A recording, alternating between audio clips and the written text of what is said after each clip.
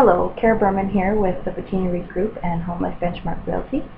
Today I wanted to talk about what to expect when getting a home inspection. Recently I've been working with some new home buyers. They've never purchased before. They understood that a home inspection would be necessary, but I don't think that they were fully prepared for what was going to come back in the inspection. And I think that even with me kind of giving them the heads up that stuff will come back, I think that they were expecting there to be no issues. So I just want to talk a little bit about what the purpose of the home inspection is for.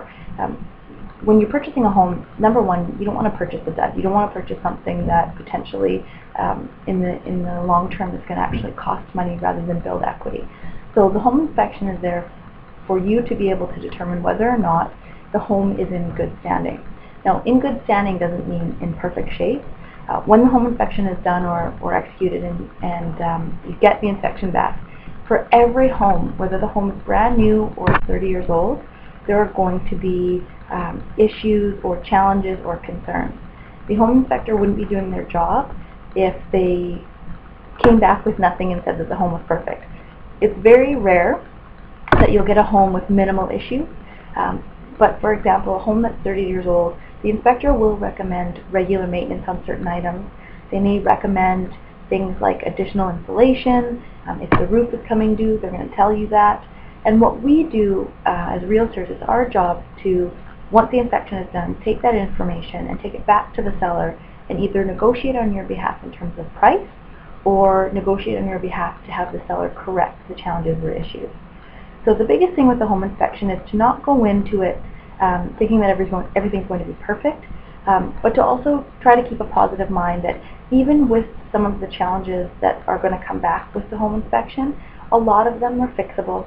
A lot of it can be rectified either by price or by having the seller correct it. So if you are a new home purchaser or you've been out of it for a while and you're about to purchase a home, first things first, always make sure you get the inspection. And when you sit down to discuss the inspection with the inspector, try to delve a little deeper.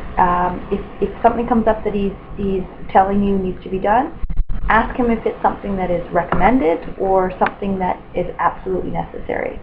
So in most cases you'll find that a lot of it's just recommended regular maintenance, and that can be intimidating if you're not sure what it is that they're relaying to you in terms of the information.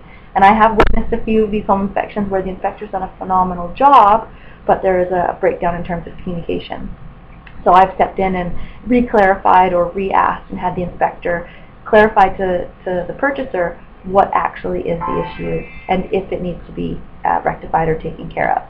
So I hope that was a little bit helpful. I didn't want to go too in depth, but more or less the point that I'm trying to make today is that don't be freaked out and put off by the home inspection.